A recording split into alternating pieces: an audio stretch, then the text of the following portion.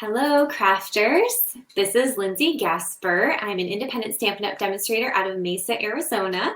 Thank you so much for joining me on my channel this evening. I'm going to be working with a suite called Fitting Florets, which will be available to customers to purchase as of November 1st. Because I'm a demonstrator, I am able to purchase and preview the product ahead of time so that I can play with it and make samples and show you all and hopefully get you excited about it, as excited as I am.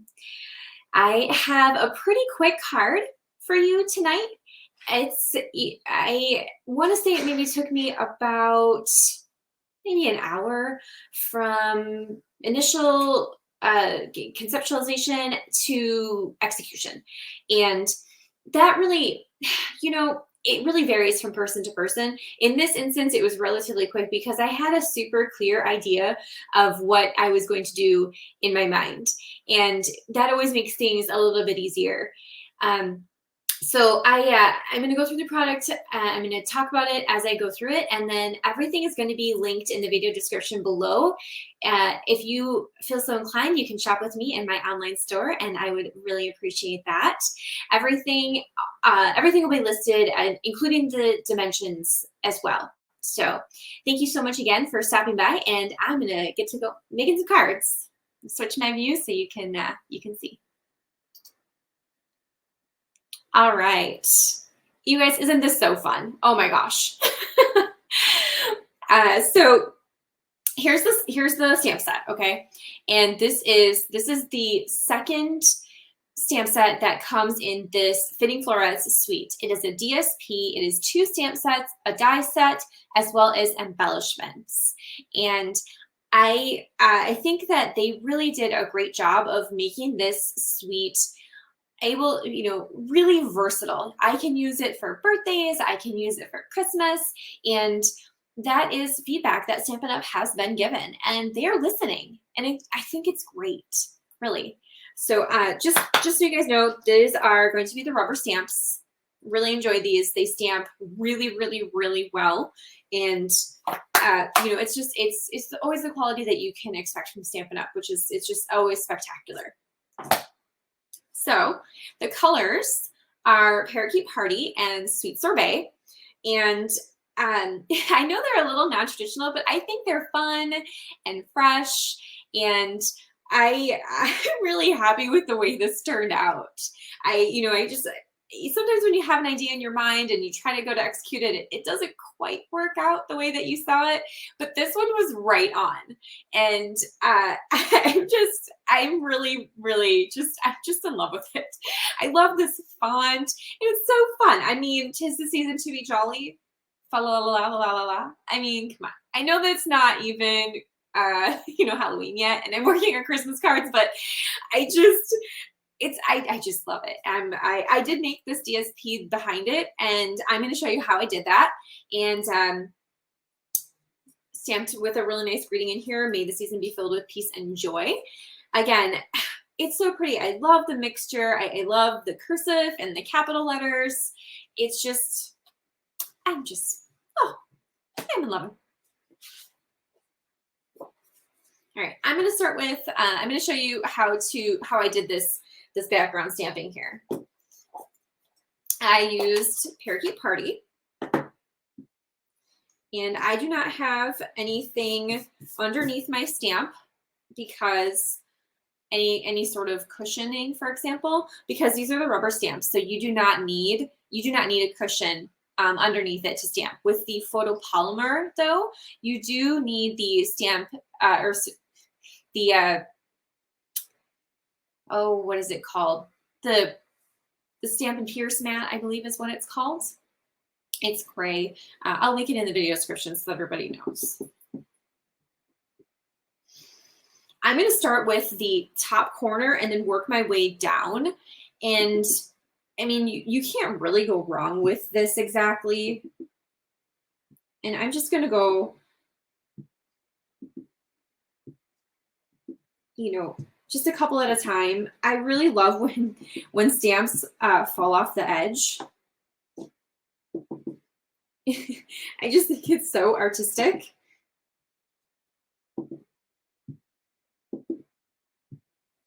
And I am stamping with full ink, full strength. I mean, yeah, you can't go wrong.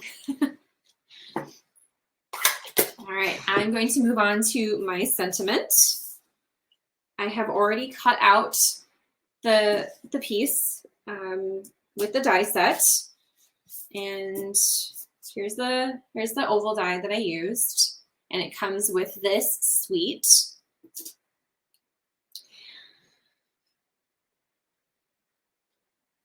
I almost grabbed the wrong one.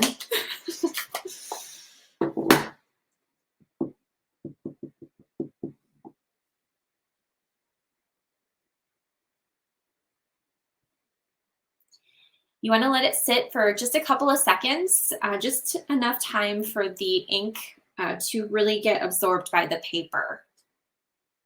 Okay, that looks great. Now I'm going to use my liquid multi-purpose glue.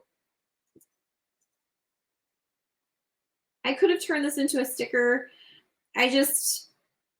I'm not really sure why I didn't do it. Sometimes you're just not thinking. But this works fine too.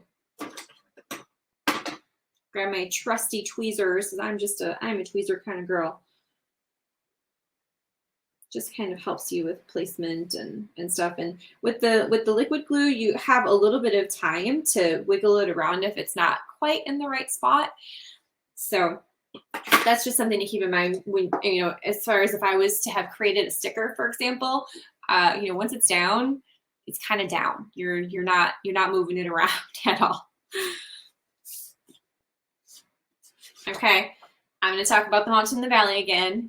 This is the score mark. And so I'm going to fold into the valley. So, for example, see how this looks like a mountain? I'm folding into the valley. Now, because I prefer to work with my card flat before I fold it, I don't usually fold it until the end. I'm just trying to help everybody with their nice, clean, crisp folding. I'm going to use my Stampin' Seal to adhere this paper here. You can also use liquid glue. That works fine, especially if you're not real sure about placement, right away. If you're a new card maker, for example.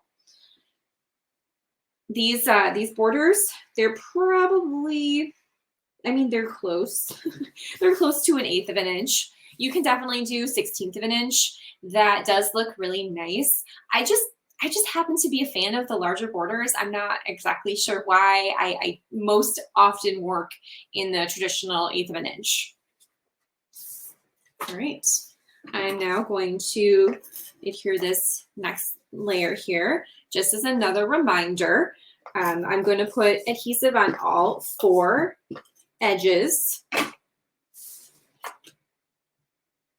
Make sure that it's the right way. I just love these colors together. I know that they're not traditional, but they're kind of, they're still green and still red. It just gives a little extra something, I think. All right, so I'm going to use some Dimensionals to pop this up. Now with Dimensionals, you want to use enough.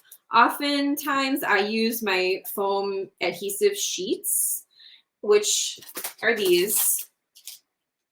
And I didn't actually use them because today while I was making cards, I must have used like 8 of them because I was making another card that I'll be doing for another video maybe later this week. And I kept doing it wrong, and I just wasn't paying attention, and they're not very big. And so like only one, so I was trying to put dimension behind this. So essentially what I was doing is I was putting a piece of paper down, and then I was taking the top portion of this foam sheet and sticking it to the bottom of it, and then sticking the die on top, and then running the die through the die cutting machine. And that is how you can put dimension behind a die. And that is true of any of our dies. They always work in this capacity.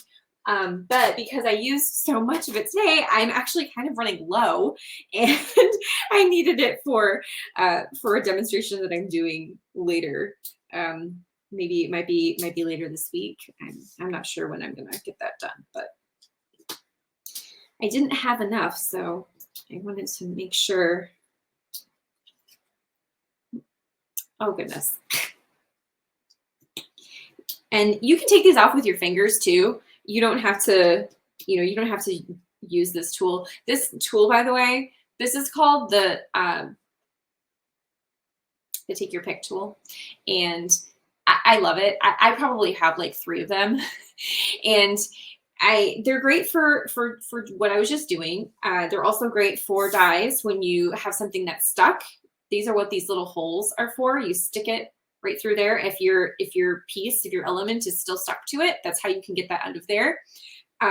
So that's one way to use it. On the other side of this end, there's a spatula in case you need to lift something up. And then on this end, I know you guys have seen me if you've seen my videos before. I use it to pick up my little embellishments. You can also use it to pick up small pieces of paper. It's really a great tool. I highly recommend them. All right. Oh, see, goodness. I almost put it on upside down. And no card is complete without some embellishments, right? These are super cool. They're called the In Color Matte Decorative Dots. I will confess that I probably have had these for, I don't know, a while, 6 months maybe, when the In Colors came out, and I never used them. I must have forgotten that I purchased them, and I think they're so cool though. They have this ombre look, and I love the different little sizes that they give you, and I really like them a lot. I'm gonna have to order another set. So I am going to put some on here, and I always put my embellishments in odd numbers, and it's sort of, so I will do either 3 or 5 depending on the design, of course.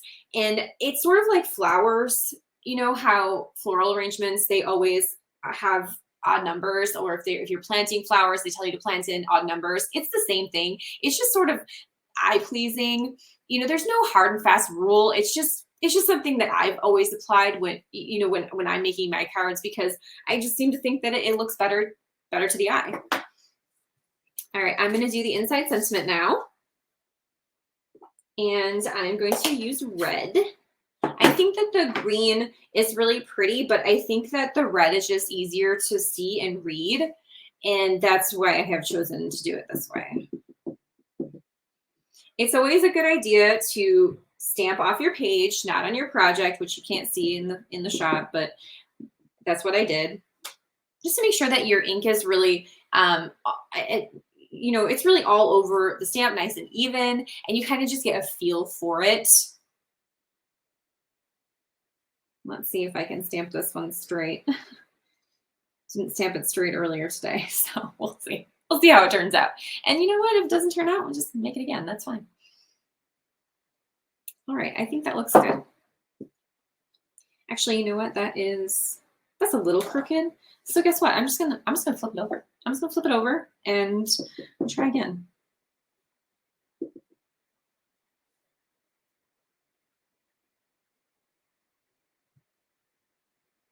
Again, just let it sit there for a few seconds.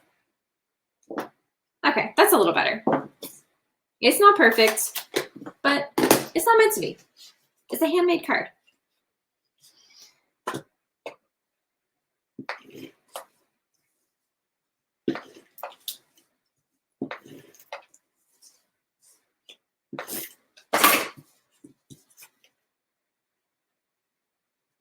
Make sure we're on the right side. Here we go. Okay.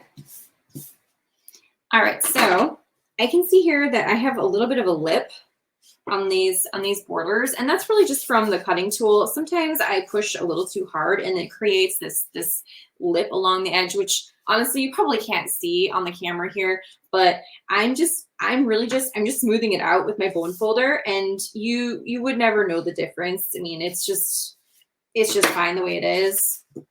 And of course, I'm going to fill up my card over, and I'm going to varnish the edges. All right, and that's it. That's it. I really like this card. So I hope you enjoyed it, and I hope you enjoyed a little quick card with me this evening.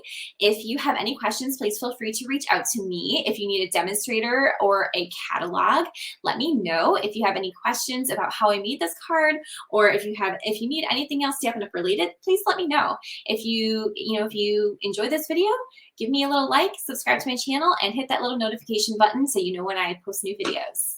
Take care and have a nice night.